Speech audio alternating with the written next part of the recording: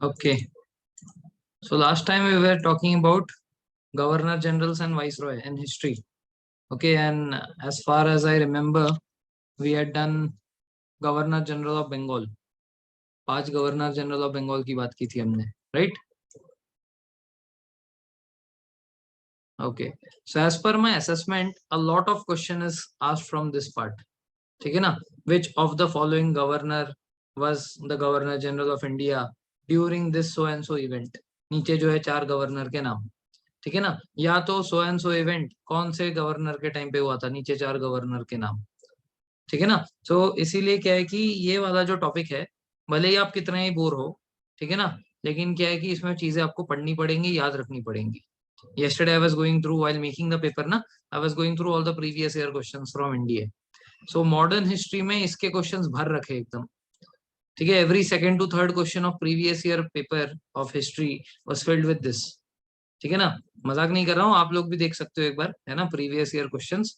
So will find a lot of topic from this. ठीक है ना? मुझे ही पता है इसमें क्या है कि ज्यादा कहानी नहीं है, ये बहुत सारा फैक्चुअल चीज है. ठीक है ना? गवर्नर जनरल ऑफ बंगाल है वॉरेन हेस्टिंग, क्या क्या किया था, एक के बाद एक चीजें पढ़ते रहो. ठीक है, तो कोई इसमें इंटरेस्टिंग कुछ है नहीं, बट क्या है एग्जाम में आता तो क्या करे. ठीक है ना? So what I will do, I will quickly just revise all the 5 governor generals of Bengal that day we had studied. ठीक है ना? सो वॉरेन हेस्टिंग के टाइम पे क्या क्या हुआ था. देखो, सबसे पहले तो अपने दिमाग में ये लाओ कि वॉरेन हेस्टिंग आया कब था.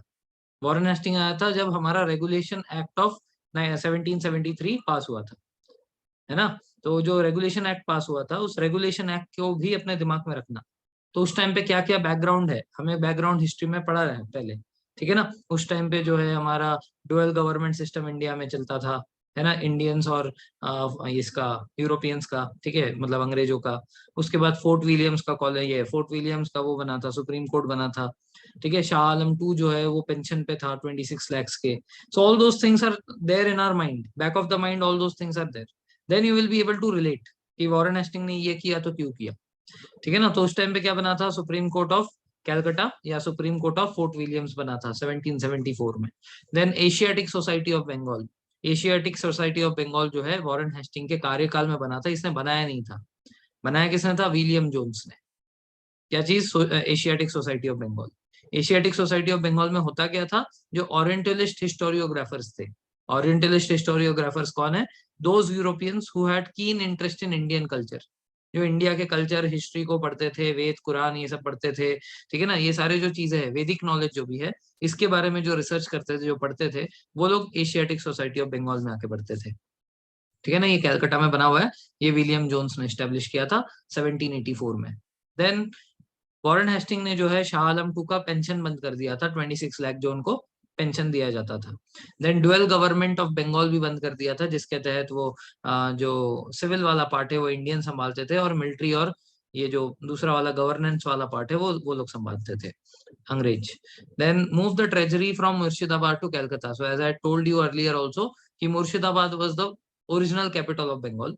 ठीक है ना? Later on it was shifted from Murshidabad to Calcutta. ये कब हुआ था, ये रेगुलेटिंग एक्ट के तहत हुआ था, जो वॉरेन हेस्टिंग ने किया था. देन पहली बंगाल में जो है फर्स्ट न्यूज़पेपर इंडिया में जो है इंग्लिश में पब्लिश हुई थी, वो थी जेम्स सिके की बंगाल गैजेट. ठीक है ना? ये बंगाल में पब्लिश हुआ था. देन इसकी रिंग एंड फेंस पॉलिसी थी.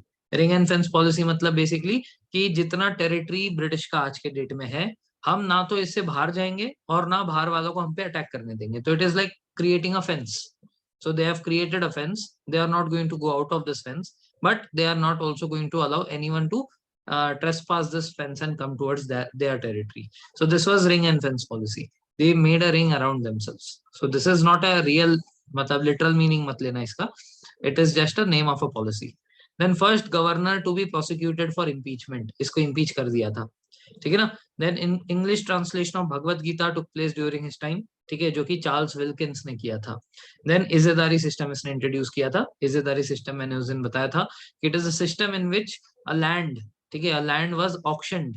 सो जो भी ऑक्शन में इसको खरीदेगा, ठीक है ना, मतलब जिसने भी सबसे हाईएस्ट बिड की होगी, उसको उस पूरे एरिया में जो लोग रहते हैं उनसे टैक्स कलेक्ट करने का राइट्स मिलेगा. ठीक है ना? तो वो जो टैक्स कलेक्ट करेंगे, उस टैक्स से भी गवर्नमेंट को पे करना है क्या कुछ पार्ट? यस. तो फिर ये जो बिडिंग किया, तो जो बिडिंग अमाउंट दिया उन्होंने, 5 लोग थे मान लो, वो 5 लोगों ने बोली लगाई जिसने सबसे ज्यादा बोली लगाई उसको जो है वहां पे टैक्स कलेक्शन राइट मिला।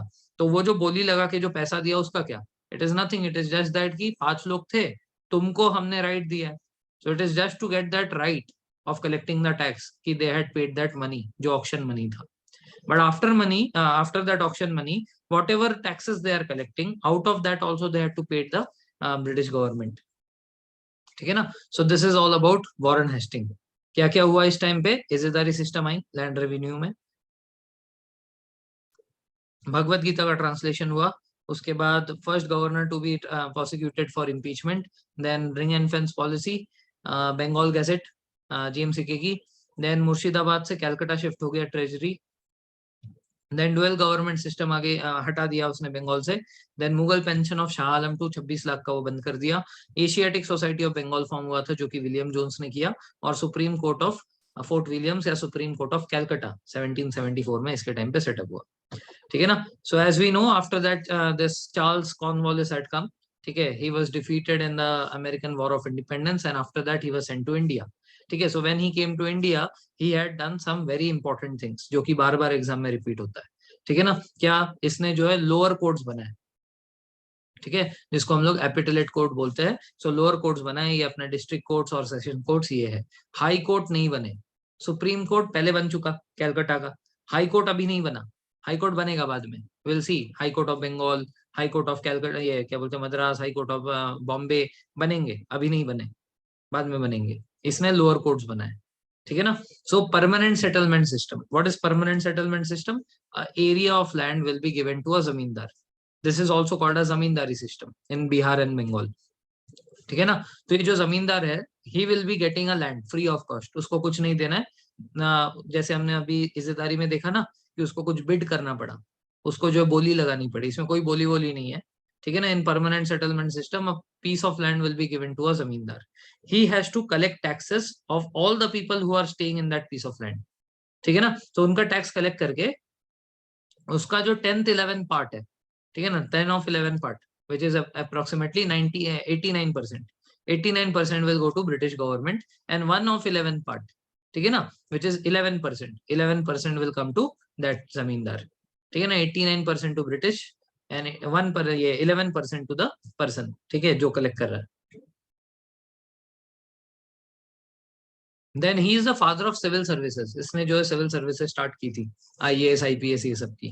ठीक है ना। Then introduce sunset law. So according to permanent settlement, ये जो 89% ब्रिटिश गवर्नमेंट को टैक्स पे करना है, तो इसका एक दिन निर्धारित किया कि every 3 months on so and so day, मान लो 15 तारीख, ठीक है, 15 तारीख के सनसेट से पहले आपको लाकर ये टैक्सेस हमें सौंपने हैं, 89% अपने एरिया का। ठीक है ना। If you fail to do so, ठीक है, if you fail to do so you will be remove from the zamindari position from there that area and we will appoint someone else, कोई और आकर यहाँ पे जो है जमींदार बन जाएगा। ठीक है ना। So this was sunset rule. ठीक है। Then comes John Shore. John Shore का है policy of non intervention. What is non intervention, basically we are not going to interfere in the politics of local rulers. ठीक है ना। And local ruler should also not interfere in our policies, basically ring and fence का ही थोड़ा सा advance version है। ठीक है ना। तो यहाँ पे क्या है कि यहाँ पे हम लोग नॉन इंटरवेंशन का पॉलिसी फॉलो करेंगे, मतलब जैसे निजामों के उसमें हम लोग दखल नहीं देंगे, मराठाओं के उसमें दखल नहीं देंगे, ऐसे। ठीक है। फिर आते हैं लॉर्ड वेलेस्ली। इन्होंने आने के बाद दो इंपॉर्टेंट काम किए। पहला तो introduce subsidiary alliance 1798। Subsidiary alliance, as I told you, they used to make the Indian ruler sign an agreement. According to this agreement, the protection was given by the British to that particular king. वो जो भी हमारा Indian ruler है उसको protection मिलेगा। ठीक है ना, किससे, ब्रिटिश आर्मी से। अभी जो ब्रिटिश आर्मी है, इन लोगों को तो भी सैलरी देनी है, तो ये जो सैलरी है, ये सैलरी कहाँ से आएगी, the salary will come from the king himself. वो जो लोकल रूलर है, ही इज गोइंग टू पे फॉर दैट आर्मी। ठीक है ना। तो अब क्या है कि ये जो लोकल किंग्स है, they are going to get the protection, they were granted protection by the British. ठीक है ना। Their salary is to be paid by the local ruler, but along with that many other things were there, like there will be a resident appointed to sit in that court, वो जो राजा है, ताकि वो क्या क्या decision ले रहा है, किसके साथ क्या बात कर रहा है, ये सब चीजें अंग्रेजों को पता चल जाएगी, पहला। दूसरा, बिना अंग्रेजों को पूछे ये किसी भी दूसरे पार्टी के साथ, कोई दूसरा स्टेट हो या दूसरा कोई किंग हो, उनके साथ कोई समझौता नहीं कर सकते। ठीक है ना? क्यों? क्योंकि इनके समझौते की वजह से अगर लड़ाई हो गई तो ब्रिटिश की आर्मी मारे जाएंगे। तो because of that they said कि you are not going to make any kind of dealing without our permission according to subsidiary alliance. ठीक है ना? Third thing, you cannot keep any European other than British in your court for service. आप अपने court में किसी दूसरे European से कोई सर्विस नहीं ले सकते। This are the terms and condition of subsidiary alliance. ठीक है ना? Who was the first to sign subsidiary alliance? सबसे पहला कौन था?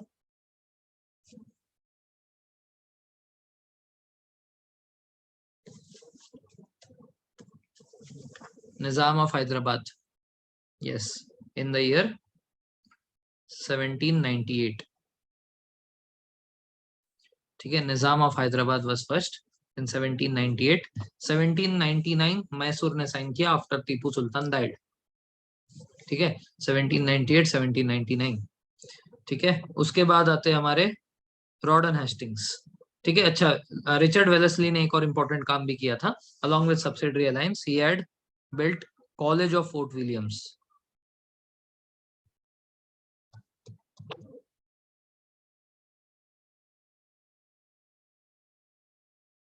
ठीक है ना? कॉलेज ऑफ फोर्ट विलियम्स जो है रिचर्ड वेलेस्ली ने बनाया था। ठीक है, कहाँ पे? कैलकाटा में। कौन से ईयर में? 1799 में। So don't get confused between fort Williams किसने बनाया और फोर्ट विलियम का कॉलेज किसने बनाया। फोर्ट विलियम बनाया था हमारे सर जॉन गोल्ड्सबोरो ने। ही वाज द चीफ आर्किटेक्ट। और ये जो फोर्ट विलियम्स का कॉलेज है, ये जो है लॉर्ड वेलेस्ली ने 1799 में बनाया। I hope two things are clear in your mind. ठीक है यहाँ तक? Then Rawdon Hasting. So Rawdon Hasting ने क्या किया? Ended the policy of non intervention. बोला कि क्यों नहीं करेंगे, बिल्कुल करेंगे हम जाकर इंटरफेयर।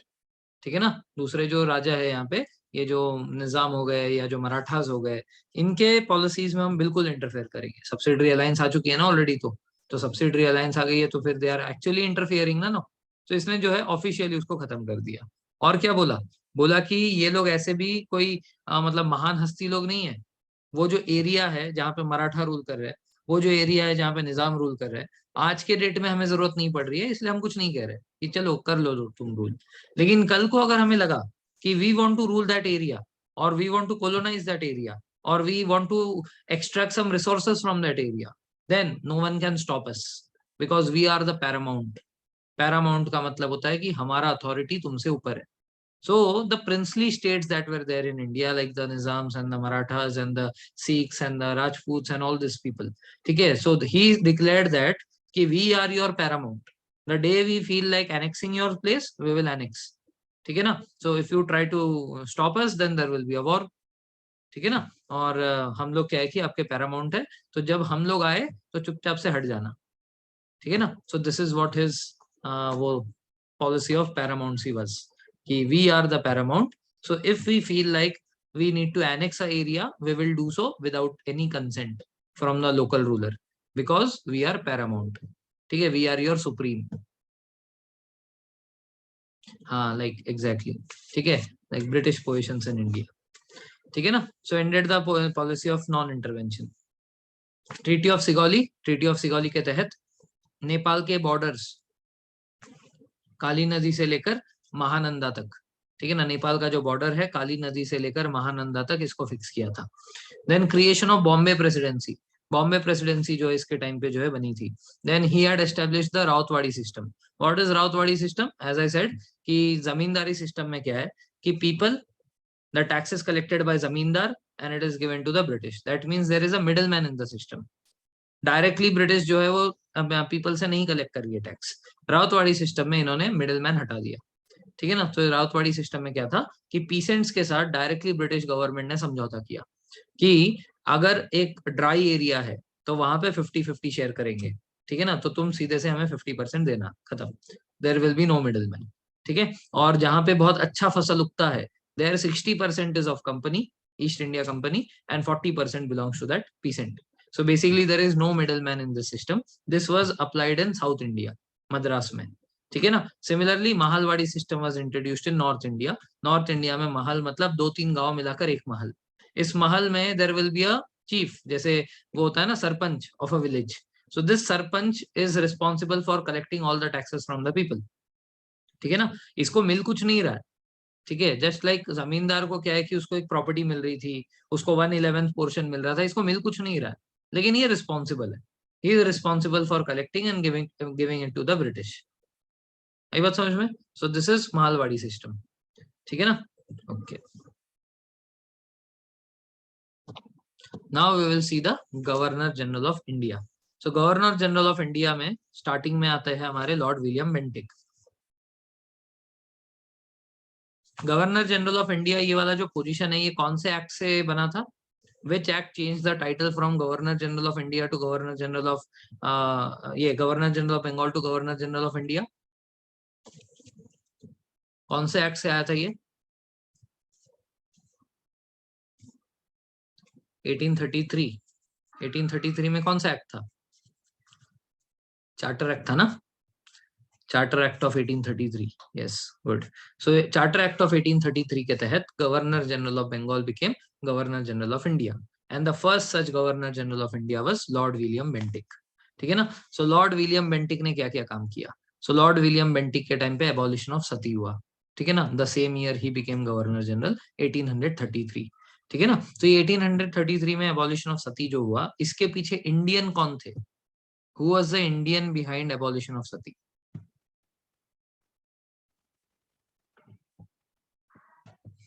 यस, राजा राम मोहन रॉय। ठीक है ना। So Raja Ram Mohan Roy, yes, he was the person who actually fought for this abolition of sati. ठीक है। मॉर्गन रॉय कौन होता है भाई? अभी उसकी आत्मा जो है रो रही होगी ऊपर बैठ के, मॉर्गन बना दिया। ओके, हाँ हाँ समझ गया, चलो ठीक है। सो अबॉलिशन ऑफ सती। ठीक है। Next is he also introduce Marwari system in central India, that is हमारा मध्य प्रदेश। मध्य प्रदेश में, पंजाब में और वेस्टर्न यूपी में इसने लागू किया। तो अभी आप दो जगह पे देख रहे हो मारवाड़ी सिस्टम। एक इसमें भी था रॉडन हेस्टिंग के टाइम पे। तो रॉडन हेस्टिंग के टाइम पे जो नॉर्थ इंडिया की बात हो रही है, एक्चुअल में ये राजस्थान में हुआ था। ठीक है ना। तो नॉर्थ इंडिया मतलब यहाँ पे एक्चुअल में राजस्थान की बात हो रही है। यहाँ पे जो बात हो रही है Mahalwari system in central India, this was in Madhya Pradesh, Punjab and western UP. ठीक है ना। देन इसके टाइम पे जो Kol rebellion is not very important कि इसके टाइम पे कोल रिबेलियन हुआ, उसको छोड़ सकते हो। Next is English education act of 1835। This is very very important question. ठीक है ना, कि इंग्लिश एजुकेशन एक्ट को कौन से गवर्नर जनरल ऑफ इंडिया के टाइम पे पास करवाया गया? It was pass during the times of Lord William Bentinck. However इसको लागू अभी नहीं किया। इसमें सिर्फ ये पास हुआ कि चलो हमें इंग्लिश एजुकेशन एक्ट लाना है, इंडिया में इंग्लिश एजुकेशन स्टार्ट करनी है। But if you remember I had told you in 1854, है ना, 1854 में एक वुड्स डिस्पैच हुआ था। ठीक है ना। सर वुड्स आए थे, सर वुड्स इंडिया आए थे, और उन्होंने, वो मैंने आपको शायद बताया था कि लोअर क्लासेस में वर्नाकुलर लैंग्वेज, ठीक है ना, उसके बाद वर्नाकुलर और उसके बाद उसमें इंग्लिश भी, और higher education will be in English, वो वुड्स डिस्पैच में था। राइट। सो ये जो इंग्लिश एजुकेशन एक्ट है, ये बेबिंगटन मैक्यूले ने जो है सबसे पहले इंट्रोड्यूस करवाया इंडिया में। In the same year he had pass that, वो जो मैसेज मैंने उस दिन आपको दिखाया था कि उसने ब्रिटिश पार्लियामेंट को क्या कहा इंडिया के बारे में, वो चीज उसने ब्रिटेन पार्लियामेंट में बताई थी, जिसके बाद ये इंग्लिश एजुकेशन एक्ट इंडिया में आया। ठीक है ना। So this the background that you need to remember. So if this English education act is coming in front of you, what all things should come in mind? First thing कि this came because of a statement, Babington Macaulay का statement in Britain parliament. ठीक है, कि I travelled length and breath of India and I did not find any, वो वाला। ठीक है ना। I hope you remember that message. This is the first thing that should click, because of which English Education Act came to India in 1835. Second, it was passed during the time of William Bentinck. ठीक है ना, 1835. Third, it did not start this act immediately in India. It took a lot of time. It took around 20 years. ठीक है ना। 1854 में Wood's dispatch हुआ। Wood's dispatch के बाद the whole system was made streamline. ठीक है ना। एक बार स्ट्रीमलाइन हो गया वो, कि वर्नाकुलर लैंग्वेज में प्राइमरी एजुकेशन होगा, सेकेंडरी एजुकेशन जो होगा vernacular plus English, and higher education तो सिर्फ इंग्लिश में। So it took a little time for this to be enacted. ठीक है ना? So as soon as English Education Act come to your mind, ठीक है, this all things should flash in your mind. Clear है यहाँ तक? 3 चीजें बताई मैंने, एक उसका मैसेज, दूसरा किसके टाइम पे पास हुआ, तीसरा ये एनेक्ट होना कब से स्टार्ट हुआ. ठीक है. Next is Lord Auckland. Lord Auckland के टाइम पे बैंक ऑफ बॉम्बे बना. ठीक है ना. ये बैंक ऑफ बॉम्बे बाद में चलकर इंपीरियल बैंक ऑफ इंडिया बना 1921 में, और 1955 में this bank became State Bank of India. So आज जो हम लोग एसबीआई देखते हैं, ठीक है, जो कि लंच टाइम के लिए बड़ा फेमस है, ठीक है, तो एसबीआई जो आज की डेट में हम लोग देखते हैं, ये क्या था, बैंक ऑफ बॉम्बे था, 1840 में बना था. बाद में ये इंपीरियल बैंक ऑफ इंडिया बना, फिर वो स्टेट बैंक ऑफ इंडिया बना. तो अभी आप देख रहे हो बैंक ऑफ बॉम्बे, ऐसे ही आगे आप देखोगे बैंक ऑफ बंगाल, ऐसे ही आप आगे देखोगे बैंक ऑफ मद्रास. तो ये 3 प्रेसिडेंसीज में बैंक, वही बैंक के अलग अलग ब्रांचेस खुले, तीनों को मर्ज करके इंपीरियल बैंक ऑफ इंडिया बनाया गया, और फिर वो इंपीरियल बैंक का नाम चेंज हो गया 1955 में. ठीक है ना. उसको स्टेट बैंक ऑफ इंडिया बोल दिया. ठीक है ना. So during lord Auckland the first Bengali daily newspaper Sambad Prabhakar started. Sambad Prabhakar first Bengali daily newspaper. इससे पहले तक क्या था, newspaper was not daily, it used to come weekly और biweekly, something like that. Now it was starting, it started to be printed daily. ठीक है ना. अब ये डेली न्यूज़पेपर जैसे आज के डेट में अपने को मिलता है डेली न्यूज़पेपर्स, वैसे आ गया ये. तो first Bengali daily newspaper Sambad Prabhakar was published in 1839. Then Tattva-Bodhini Sabha was formed by Devendranath Tagore in 1839. So this point is not very important in this chapter.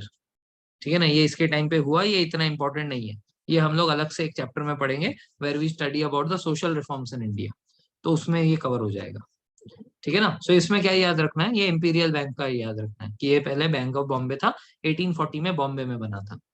ठीक है ना. इतना याद रखना. वैसे देखा जाए तो लॉर्ड ऑकलैंड उतने एग्जाम में नहीं आते, अगर कोई पॉइंट आया तो वो ये आएगा, बैंक वाला, और कुछ नहीं आएगा इसमें. ठीक है ना. देन लॉर्ड एलनबरो, इनके टाइम पे बैंक ऑफ मद्रास, जैसे मैंने अभी कहा कि बाद में चलकर bank of Bengal, bank of Madras दोनों दिखेगा. तो ये बैंक ऑफ मद्रास है जो कि later on Imperial Bank of India बना and later State Bank of India बना. So not very important person to remember Ellenborough. Ellenborough को याद मत रखो. Next is Henry Hardinge. So this is Henry Hardinge जो कि 1844 से 48 में थे. एक और हार्डिंगे 1900s में आएंगे. 1911 का जो पार्टीशन हटा दिया था. ठीक है ना. देखो 1905 में बंगाल पार्टीशन हुआ, 1911 में पार्टीशन हटा दिया. सो पार्टीशन हटाने वाले का नाम क्या है, हार्डिंगे. तो ये हेनरी हार्डिंगे, वो अलग हार्डिंगे, दोनों में कंफ्यूज मत होना. इस हार्डिंगे ने क्या किया, आईआईटी रूरकी स्टार्ट की. ठीक है ना. आईआईटी रूरकी जो आज हम लोग जानते हैं, ये इन्होंने स्टार्ट किया था. तो is this person again important? No, ज्यादा नहीं आता इसके बारे में क्वेश्चन. इसके बाद बहुत इंपॉर्टेंट है Lord Dalhousie. Very very famous person, and मतलब ये एकदम सॉफ्ट टारगेट होता है, इसके ऊपर क्वेश्चन बहुत ज्यादा बनता है. ठीक है ना. सो लॉर्ड डलहौजी के टाइम पे क्या क्या हुआ. सबसे पहले डॉक्ट्रिन ऑफ लैप्स पास हुआ. Now you need to remember this 3 things. First is subsidiary alliance, second is paramount, third is doctrine of lapse. ये 3 ऐसे पॉलिसीज थे जिससे इंडियंस बहुत ज्यादा परेशान थे. सब्सिडरी अलायंस वेलेस्ली का, पैरामाउंट रॉडन हेस्टिंग का, और डॉक्ट्रिन ऑफ लैप्स डलहौजी का. सो डलहौजी का ये जो डॉक्ट्रिन ऑफ लैप्स है, ये क्या है. Doctrine of lapse means either if you are not having any kind of own child to take care of your own क्या बोलते kingdom, then that particular kingdom will be annexed by the British. ठीक है ना. सो अगर आपका कोई खुद का बच्चा नहीं है, आपका कोई क्या बोलते हैं उसको उत्तराधिकारी नहीं है, ठीक है, अगर आपका कोई उत्तराधिकारी नहीं है, तो फिर अगर वो खुद का नहीं है, अडॉप्टेड सन नहीं चलेगा. अगर वो खुद का बच्चा नहीं है, तो फिर ब्रिटिश जो है उस एरिया को अपने अंडर में ले लेगी, जो कि झांसी की रानी के साथ हो रहा था. ठीक है ना. दामोदर राव जो है वो अडॉप्टेड सन था उनका. ठीक है. Damodar Rao was not her own child. So as he was adopted son, according to principle of doctrine of lapse, Jhansi जो है वो ब्रिटिश गवर्नमेंट ने टेक ओवर कर लिया था डॉक्ट्रिन ऑफ लैप्स से. ठीक है ना. तो एक तो ये इवेंट है. दूसरा क्या है, दूसरा है अगर आपके एरिया में माल एडमिनिस्ट्रेशन हो रहा है, ठीक है ना, that means British government is not satisfied with the kind of administration that you are doing, in that case also the land can be taken away. ठीक है ना. सो डॉक्ट्रिन ऑफ लैप्स से 2 चीजें हो सकती है. ठीक है ना. क्या, पहला कि अगर आपका खुद का कोई बच्चा नहीं है तो फिर हम आपका एरिया छीन सकते हैं, we can annex your area. दूसरा, अगर आप माल एडमिनिस्ट्रेशन कर रहे हो तो that area can also be taken away. Maladministration से सिर्फ एक ही जगह छीना गया था, दैट इज औध या अवध। ठीक है ना, सिर्फ उधर का जो एरिया है that was taken away by British on the condition of mall administration. ठीक है ना, बाकी सारे जो डॉक्ट्रिन ऑफ लैप्स है वो because of not having a child था। कोई doubt?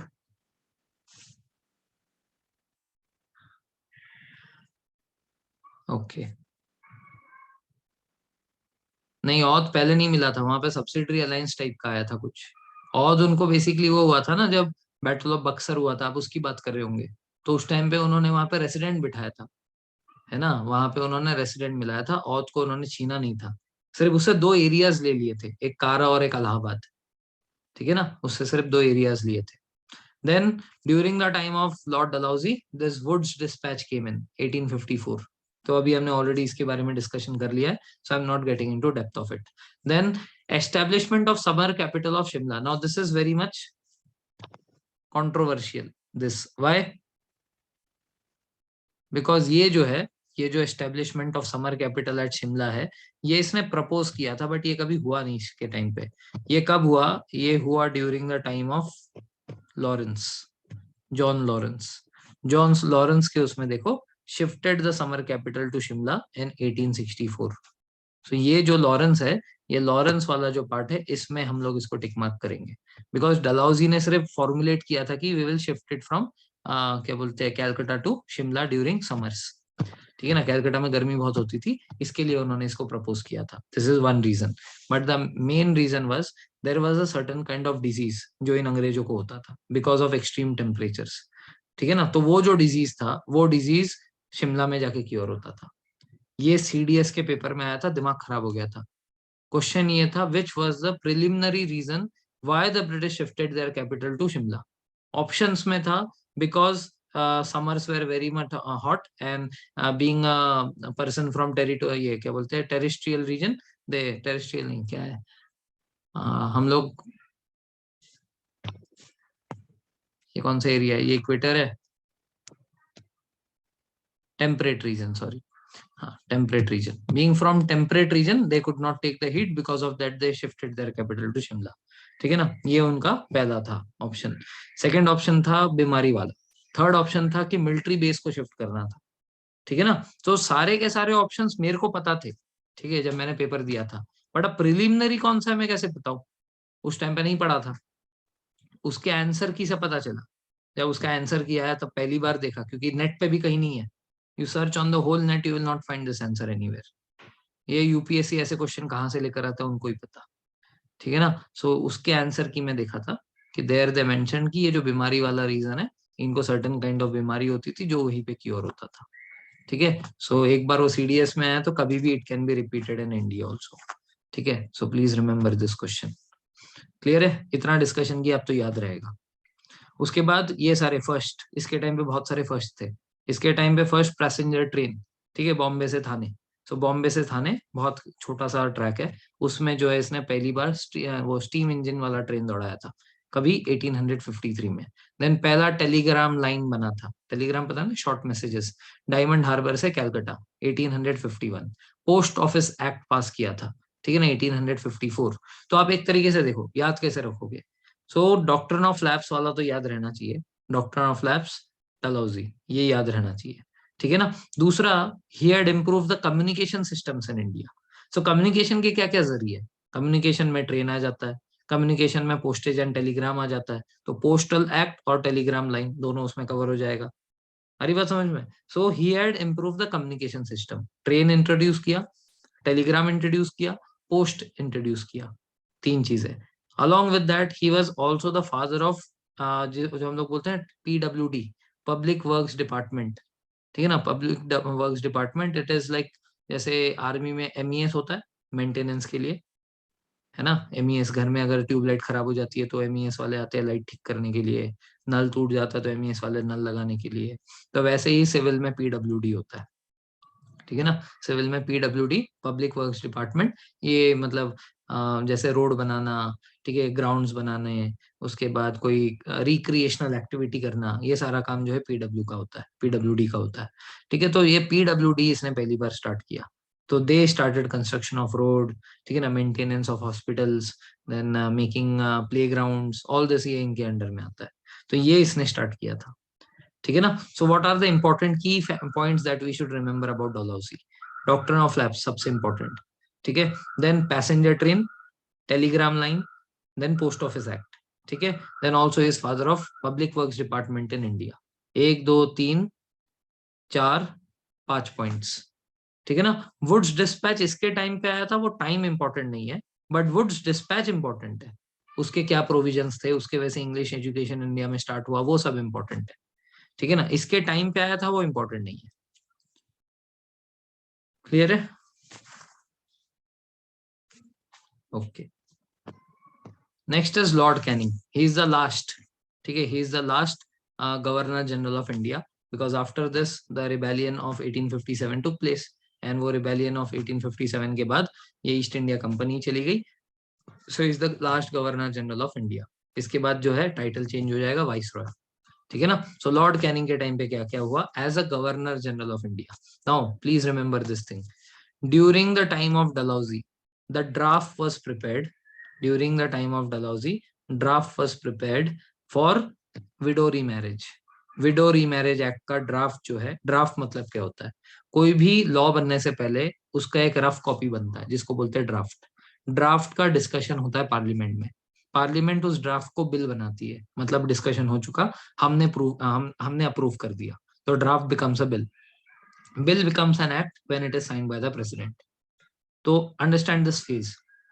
So the draft of Widow Remarriage Act was passed during the times of Dalhousie। उसका एकदम एंड टाइम था 1856 में, ठीक है। बट एक्चुअल में वो एक्ट कब बना? When Lord Canning signed on it, so then it became an act। ठीक है ना। सो लॉर्ड कैनिंग के टाइम पे वो साइन हुआ था। हाउएवर मेन काम जो है उस पूरे ड्राफ्ट में वो डलहौजी ने किया था, इसलिए दोनों का नाम लिया जाता है विडोज रीमैरिज एक्ट के लिए। बट साइन कब हुआ था इंपॉर्टेंट है। So when was this act passed? Act was passed during the time of Lord Canning. When the draft bill for the Widow Remarriage Act passed, it was passed during Dalhousie। Clear है?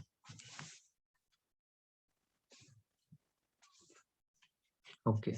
Now one more thing which you must remember over here, कि ये जो widows remarriage act है इसके पीछे Indian कौन थे? जैसे सती के पीछे तो राजा राम मोहन रॉय थे, तो विडोज रीमैरिज एक्ट के पीछे कौन थे? Which Indian was there?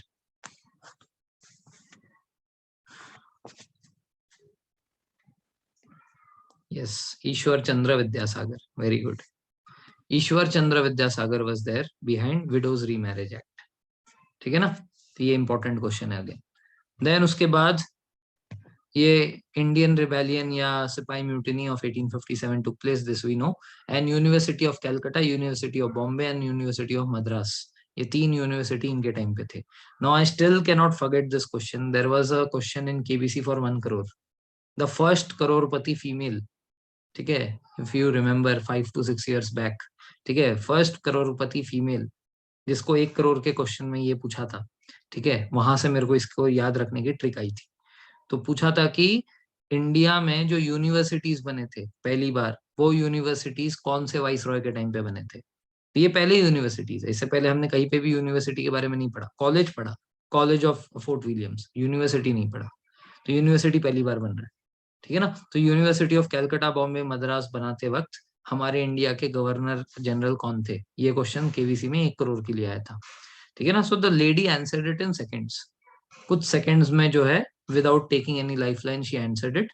तो अमिताभ बच्चन जी पूछते हैं कि आपको मतलब इतने फटाक से कैसे, मतलब 1 करोड़ का तो लगा ही नहीं, ऐसा लगा कि आप एकदम 5,000 वाला सवाल कर रहे हो। तो she was an civil servant, civil service का एस्पिरेंट, ऐसे कुछ कुछ था उनका।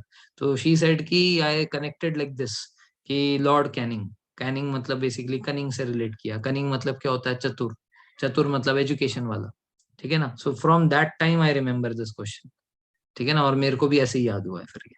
तो university of Calcutta Bombay Madras Lord Canning के टाइम पे, ठीक है, कैनिंग से कनिंग याद रखो, कनिंग मतलब चतुर, चतुर मतलब पढ़ाई करता है, पढ़ाई करता है मतलब यूनिवर्सिटी वाला, ठीक है ना। So this is how you can relate and understand. Clear है?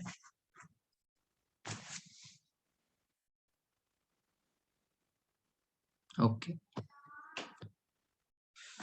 Now, Viceroys of India. Now, when we see the Viceroy of India, first Viceroy of India was again Lord Canning. ठीक है, Lord Canning को ही crown ने फिर से आगे continue करने दिया, बिकॉज इसको एक्चुअल में एक ही साल हुआ था. इफ यू सी 56 से लेकर 57 तक, 57 तक ही रहा. ठीक है ना, तो यहाँ पे 58 क्यों लिखा है? एक्चुअल में तो सिपाही म्यूटिनी के बाद, ठीक है ना, वो ट्रांसफर ऑफ पावर होने में, फ्रॉम ईआईसी से लेकर क्राउन रूल आने में कुछ समय लग गया. सो ईआईसी कब गई? हम बोलते हैं ऑफिशियली 58 में गई. ठीक है ना, क्राउन रूल कब से स्टार्ट हुआ? ऑफिशियली 58 से स्टार्ट हुआ. ऑफिशियली हमने यही पढ़ा ना, गवर्नमेंट ऑफ इंडिया एक्ट 1858. तो ये मतलब एक्चुअल में देखा जाए तो एक ही साल था एज अ गवर्नर. ठीक है ना, उसके बाद 58 के बाद वापस आया as viceroy of India. Takshashila में जो था, मतलब they are not the universities that the British made ना. मतलब वो सब थे, यूनिवर्सिटी थे, नालंदा, तक्षशिला, ये सब सब थे. ठीक है, बट इट इज लाइक कि ये लोग कभी इसको कंसिडर ही नहीं करते थे. ये लोग इन यूनिवर्सिटीज को बोलते हैं टेम्पल ऑफ डार्कनेस है. ठीक है ना, यहाँ पे कुछ नहीं होता है. ठीक है, सो हम लोग ब्रिटिश सिस्टम के ये यूनिवर्सिटी की बात कर रहे हैं. ठीक है, तो आज के जो एजुकेशन सिस्टम्स के हम लोग ये यूनिवर्सिटीज देखते हैं, they are not designed on the basis of Takshashila and Nalanda ना. They are designed on the basis of ये अंग्रेजों का, ये जो 3 यूनिवर्सिटीज पहले के हैं, इसके बेसिस पे हमारे आज के यूनिवर्सिटीज चलते हैं. ठीक है, सो यूनिवर्सिटी बोला तो ये समझना, अंटिल एंड अनलेस स्पेसिफाई किया हो एंशिएंट यूनिवर्सिटीज का. ठीक है ना, अगर स्पेसिफाई किया है कि एंशिएंट यूनिवर्सिटी ऑफ इंडिया कहाँ पे पहली बनी थी, then we will go towards Takshashila and all. ठीक है ना. ओके, चलिए आगे बढ़ते हैं. So viceroy of India की बात करते हैं, तो पहले वाइस रॉय कौन थे? यही कैनिंग थे. So what are the systems that took place during his time? System of budget was introduced. ठीक है ना, system of budget was introduced for the first time. ठीक है, अब देखो सिस्टम ऑफ बजट, देखो यहाँ पे कंफ्यूजन हो सकता है. Now if you have gone through the Indian council act, तो इंडियन काउंसिल एक्ट ऑफ 1892 में पहली बार पार्लियामेंट में बजट डिस्कशन हो रहा था. The Legislative Council got the role of discussion of budget in 1892. अभी हमने हिस्टोरिकल बैकग्राउंड पढ़ लिया है. ठीक है ना, तो यहाँ पे सिस्टम ऑफ बजट इंट्रोड्यूस होने का मतलब क्या?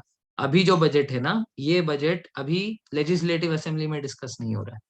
ये फिलहाल एग्जीक्यूटिव ही कर रहा है. एग्जीक्यूटिव मतलब वाइस रॉय खुद कर रहा है कि साल में जो भी खर्चा वगैरह है उसको नोट डाउन करते हैं. So the power of discussing budget was given to legislature by Indian council act of 1892. ठीक है ना, the concept of budget was introduced by lord Canning in his tenure. ठीक है, in his second tenure as viceroy. Clear है? तो इसमें confusion नहीं होना चाहिए. 1892 legislative got the power of discussion of budget. The concept of budget was introduced in 1858. I hope it is clear. Then formation of imperial civil services. तो ये imperial, देखो father of civil services तो हमने देख लिया.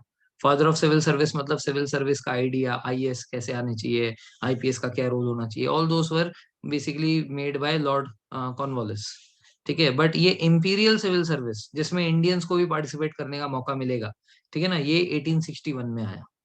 इसी के तहत सत्येंद्रनाथ टैगोर जो है, वो जो है लंदन में जाके एग्जाम देते हैं. एग्जाम के बाद he his period started in 62 के बाद ही passed out in 1864. ठीक है ना, तो Satyendranath Tagore became the first civil servant of India. ठीक है, तो ये जो इंपीरियल सिविल सर्विसेज है जिसमें इंडियंस को भी मौका मिला पार्टिसिपेट करने का, वो जो है वो इंडियन काउंसिल एक्ट ऑफ 1861 के तहत आया था. ठीक है ना, so father of civil service कौन है? वो कॉर्नवालिस है. कंसेप्ट उन्होंने बनाया. इंडियंस को किससे मौका मिला? इंपीरियल सिविल सर्विसेज से. इसमें सत्येंद्रनाथ टैगोर पहले इंडियन सिविल सर्वेंट बने. I hope I am clear. Okay, then after the 1857 revolt, after the 1857 revolt took place, the major revolt which just took place after that was ये Indigo revolt. ठीक है, ये जो Indigo revolt है, ये एक major revolt था जो कि 1857 के तुरंत बाद हुआ. ठीक है ना, कहाँ हुआ ये? 1859 से 60 के बीच में बंगाल में हुआ. ठीक है ना, सो ये जो है विष्णु और दामोदर. ठीक है, विष्णु और दामोदर ये दो नाम याद रखना, they are associated with indigo revolt. ठीक है, और इसके ऊपर एक प्ले बनाया गया है जिसका नाम है नील दर्पण.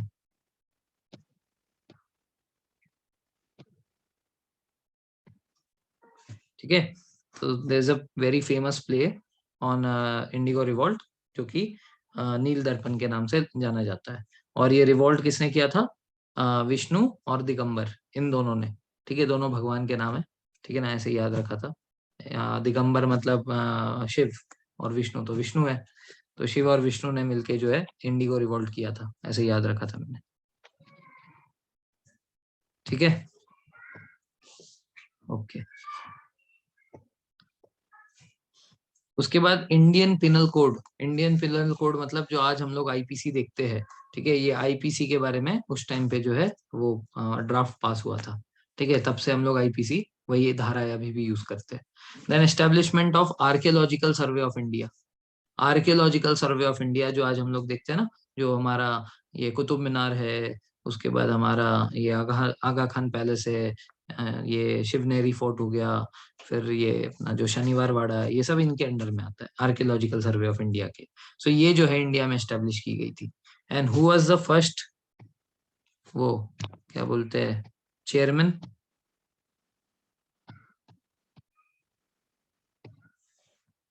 मैंने बताया होगा पहले, कभी च्युइंगम से याद रखने के लिए इसको।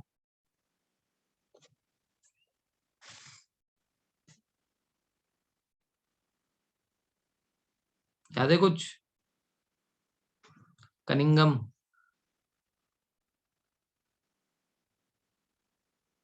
Alexander Cunningham.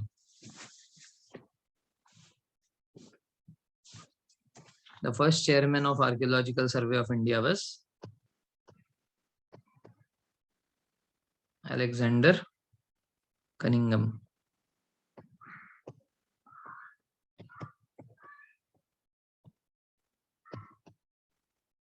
ठीक है, ये भी इंपॉर्टेंट क्वेश्चन है। सिमिलरली ये क्वेश्चन भी इंपॉर्टेंट है कि ये जो 1 करोड़ वाला सवाल, ये भी आया था क्या? दैट मीन्स केबीसी में 1 करोड़ के लिए मॉडर्न हिस्ट्री आता है। Okay, so I was talking about Indigo revolt ना, ये नील दर्पण, इसका भी ये क्वेश्चन इंपॉर्टेंट है।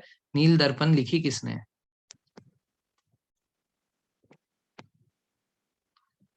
नील दर्पण लिखी है दीन बंधु मित्र ने।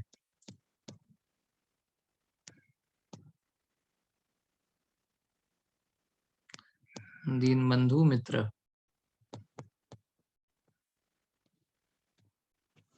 ठीक है, तो नील दर्पण के ऑथर कौन है? Who is the author of this play? Dinabandhu Mitra. Who started the revolt? Vishnu and Digambar. ठीक है, विष्णु विश्वास एंड दिगंबर विश्वास। ठीक है, then establishment of archaeological survey of India, Alexander Cunningham. I hope this is clear about lord Canning's viceroyship. Okay, great. उसके बाद lord Elgin. Elgin के time पे हमारे सारे हाई कोर्ट्स आए थे, Calcutta high court, Bombay high court, Madras high court. ठीक है ना, अभी सारे हाई कोर्ट्स आए हैं 1862 में। ठीक है, तो किसके टाइम पे? लॉर्ड एल्गिन के टाइम पे। So lord Elgin is associated with all the high courts in India. ठीक है ना, so this is important again. ठीक है, lord Elgin. Then John Lawrence. John Lawrence के टाइम पे जो है stop the Hindu practice of throwing the dead into Hooghly river. Hooghly river मतलब गंगा इन वेस्ट बंगाल। वेस्ट बंगाल में जो गंगा है, उसमें जो है सारे डेड बॉडीज डाल देते थे। ठीक है, जस्ट लाइक वाराणसी, वाराणसी में भी होता है ऐसे ही। ठीक है ना, तो उससे क्या है ना कि जो पानी है वो खराब हो जाता था। ठीक है, उसमें जो है कोलोफॉर्म, ठीक है, there is a bacteria called as coliform. तो प्रेजेंस ऑफ कोलोफॉर्म डिटेक्ट्स कि the water is not good. ठीक है, तो ये जो कोलोफॉर्म है, ये भी एक डायरेक्ट क्वेश्चन बन सकता है एनवायरनमेंट में, कि presence of which of the following, ठीक है, presence of which of the following is related to क्या बोलते हैं उसको, contamination of water of rivers. ठीक है, तो presence of coliform is basically indication कि जो वाटर है वो कंटेमिनेटेड है। अब ये कोलोफॉर्म कहाँ से आता है? It stage on the human faces. जो डेड बॉडी को हम लोग डाल देते हैं, उसके पेट के अंदर कुछ तो रह गया होगा ना, जो उसने खाया होगा। तो वो जो ह्यूमन फेसेस है उसके जो पेट में रह गया है, उसको खाती है ये कोलोफॉर्म। ठीक है ना, तो इसीलिए जो है ये कोलोफॉर्म के वजह से ये कोई भी रिवर वगैरह में हमें डेड बॉडीज ऐसे ही नहीं डाल देनी चाहिए, कंटेमिनेट हो जाता है। क्लियर है? Okay. Then he shifted the summer capital to Shimla in 1864.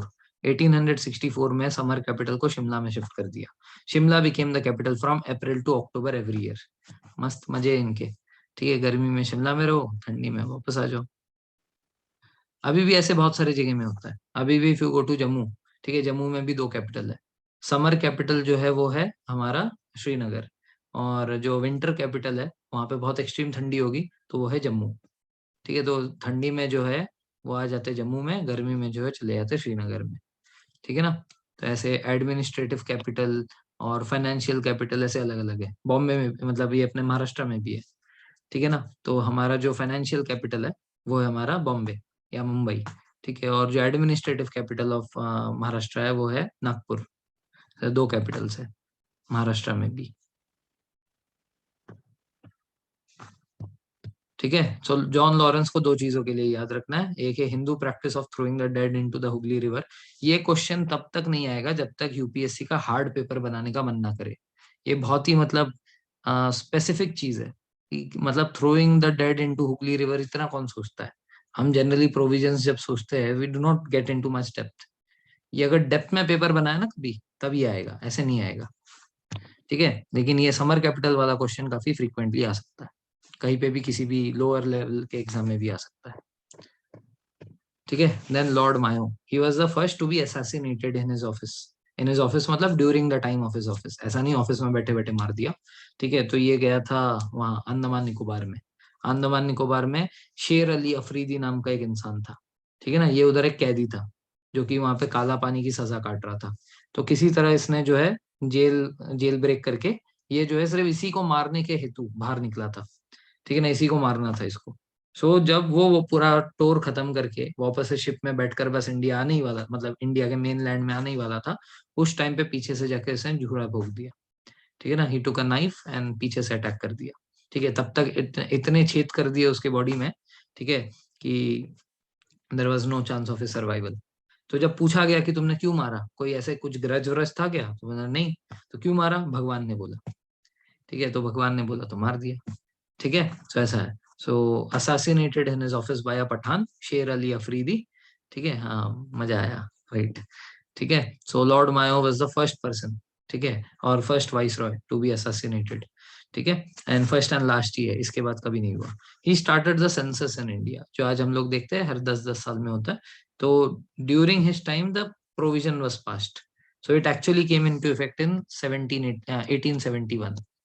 तो 1871 से 1881 होगा. और तभी से आप देखो ना अभी भी ये हर बार ये 01 वाले पीरियड में आता है, 011 आता है, 021 मतलब 01 11 21 2021 में हुआ सेंसस. उससे पहले 2011 में हुआ, उससे पहले 2001 में हुआ. ये जो वन वाला सीरीज है वो इसके वजह से. ठीक है ना, इसने जो है इसको 1871 से लागू किया था इंडिया में. तो 1871 से 1881. तो द फर्स्ट सेंसस किसके टाइम पे कंप्लीट हुआ, ये भी एक क्वेश्चन आता है. So the first census was completed during the time of Lord Ripon. ठीक है ना, लॉर्ड रिपन के टाइम पे जो है पहला सेंसस कंप्लीट होता है, बिकॉज ये 80 से लेकर 84 के बीच में था. सो ये सेंसस से रिलेटेड दो लोग याद रखने हैं. सेंसस स्टार्टिंग ड्यूरिंग मायो. ठीक है, census completed during the period of Ripon. Clear है. ओके. अब ये फाइनेंशियल डिसेंट्रलाइजेशन भी इंपॉर्टेंट नहीं है, और ये केशव चंद्र का ये भी इंपॉर्टेंट नहीं है. ये असैसिनेशन इंपॉर्टेंट है, सेंसस इंपॉर्टेंट है, बाकी दोनों उतने इंपॉर्टेंट नहीं है. ठीक है ना. तो started census and the first census began in the year 1871. ठीक है, तो this is important. Okay. Then Northbrook not very important, इसके टाइम पे कुछ भी इंपॉर्टेंट नहीं है. ड्रामेटिक परफॉर्मेंस एक्ट जो है ये बेसिकली आज का मॉडर्न डे सेंसस बोर्ड की तरह है. जो भी ड्रामा आपको लाइव परफॉर्म करना है एक बार हमारे सामने करो, उसमें से अगर कोई कोई चीज अगर हमें हटानी है तो हम हटवा देंगे. ठीक है, मूवी तो क्या है कि शूट होता है, उसमें से आप सीन काट सकते हो, जब दिखाया जाएगा तो फिर वो कटा हुआ ही दिखेगा. बट एक्टिंग तो इनके सामने जो करते थे, मेरे को अब तक इसका कभी वो समझ में ही नहीं आया. इनको दिखाने के लिए वो सीन मत करो जो तुम्हें मतलब लगता है कि वो मना कर देगा. लोगों के सामने परफॉर्म कर दो, कर दो.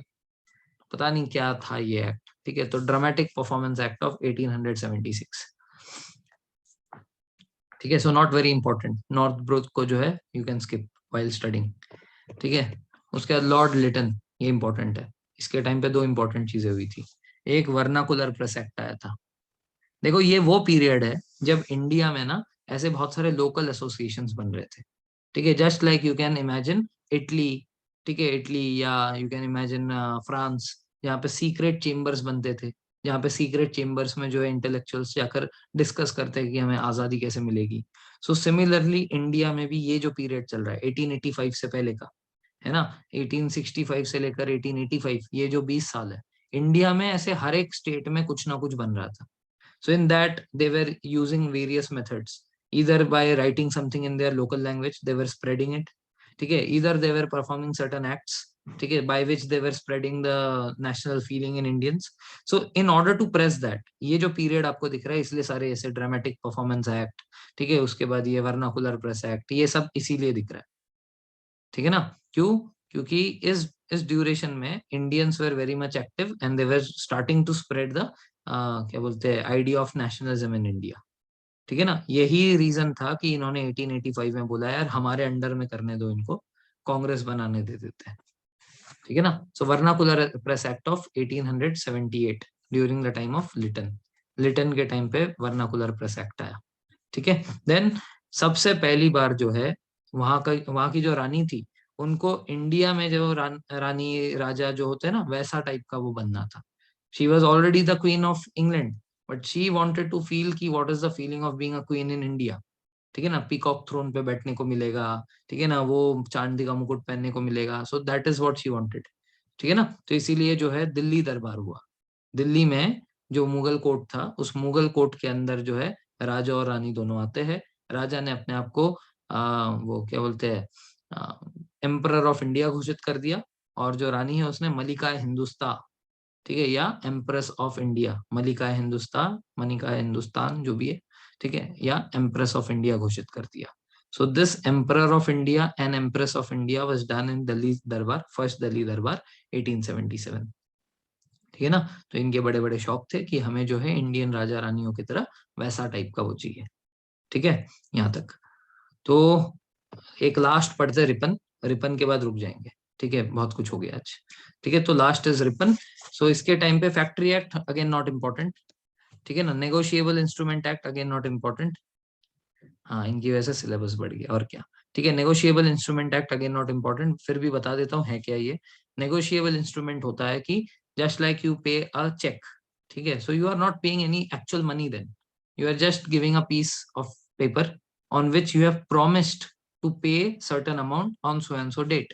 ऊपर डेट डाल देते हैं। सो ये क्या है? ये एक इंस्ट्रूमेंट है, financial instrument. This is called as negotiable instrument. तो ऐसे अलग अलग चीजें होते हैं। बिल्स ऑफ एक्सचेंज होता है, ठीक है ना, बिल्स रिसीवेबल होता है, बिल्स पेएबल होता है, चेक बुक होता है, से बहुत सारे होते हैं। तो those who are from commerce background must be known. If you don't know, no problem. ठीक है, सो ये पहली बार तब आया। इसका मतलब हमारे देश में चेक यूज करना 1881 से लागू है। ठीक है ना? Not very important. He repealed the vernacular press act. Press act लाया किसने था? लाया था लिटन ने। हटाया किसने? रिपन ने। ठीक है, बोला कि ऐसे क्यों भाई, इनको अपने लोकल लैंग्वेजेस में तो पढ़ने दो, क्या दिक्कत है। ठीक है, तो we will keep a check की they do not do any kind of nationalist things, that's all. तो वर्नाकुलर प्रेस एक्ट हट गया। Ilbert bill. हाँ, so vernacular press act was that कि लोकल लैंग्वेजेस में Indians were writing certain things, ठीक है, and spreading this. अब देखो लोकल लैंग्वेज तो इनको आता नहीं है पढ़ने, है ना। साउथ इंडियन भाषा आप कितना भी बोल लो, कितना भी ट्राई कर लो, you will never be able to understand what they have written until and unless you are a South Indian. ठीक है ना? So it is very difficult to उससे कुछ समझना। ठीक है, बहुत डिफिकल्ट है। एक आध बार आपको गुजराती समझ में आ जाएगी क्या लिखा है, एक आध बार आपको पंजाबी मुश्किल है, बट फिर भी थोड़ी बहुत तो आ जाएगी। बंगाली वगैरह भी देख लोगे स्क्रिप्ट में। But south Indian script are very very difficult to interfere, ये इन्फ्रेंस नहीं मिलता उसका कुछ। So because of that they had stopped allowing the Indians to write anything in vernacular language. ठीक है, everything must be written in English so that they can read and understand कि क्या लिखा है। वरना ये लोग अपने भाषा में नेशनलिस्ट सेंटिमेंट्स पास कर रहे थे। ठीक है ना, इंडियंस को भड़काऊ वाले वो सब कर रहे थे। ठीक है, so because of that it was stopped by Lytton. ठीक है, but this act was again repealed by Ripon. ठीक है, he allowed them to continue in their own language. Then Ilbert bill, this is important. Ilbert bill आने से पहले क्या था? Ilbert bill आने से पहले ऐसा था कि इंडियन जो जजेस थे, they could not give any sentence to the गोरे लोग। अगर कोई यूरोपियंस है तो उनको जो है कभी भी वो लोग सेंटेंस नहीं सुना सकते थे। They could not pass judgement on them, Indian जजेस। They could only pass their judgement on Indians. So Ilbert bill के तहत ऐसा हुआ कि द इंडियंस, क्योंकि देखो उन्होंने भी वकालत की है, उन्होंने भी लॉ पढ़ा है, वो इसीलिए जज बने हैं। सो जज जो है जज है। Why should there be a difference between a Indian and a European? इसीलिए एल्बर्ट बिल में the power to the Indian जजेस वर गिवन कि दे कैन टेक डिसीजंस और they can pass judgment even for the Europeans. ठीक है ना, ये बहुत इंपॉर्टेंट स्टेप था। ठीक है, so is important. Then lord Ripon is called as the father of local self government. Local self government मतलब जैसे पंचायत हो गया, ग्राम पंचायत, म्यूनिसिपल कॉर्पोरेशन। ठीक है, so during his time the principality started.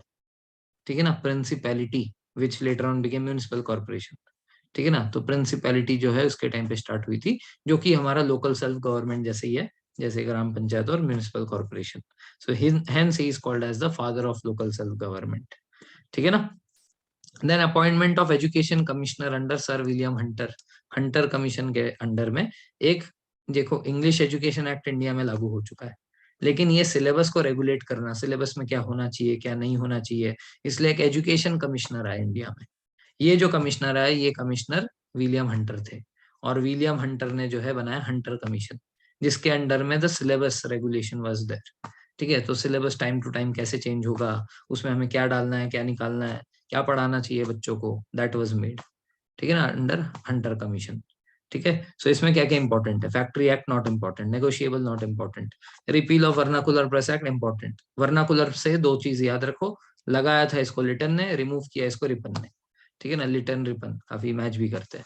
Ilbert bill important, local self government, ये father of local self government very important. ठीक है ना, इंग्लिश एजुकेशन कभी आ सकता है कि ये जो कमीशन है किसके टाइम पे आया था और ये किससे रिलेटेड था। ठीक है ना, so making the syllabus pattern and all इससे रिलेटेड है। क्लियर यहां तक? ओके, एनी डाउट सो फार?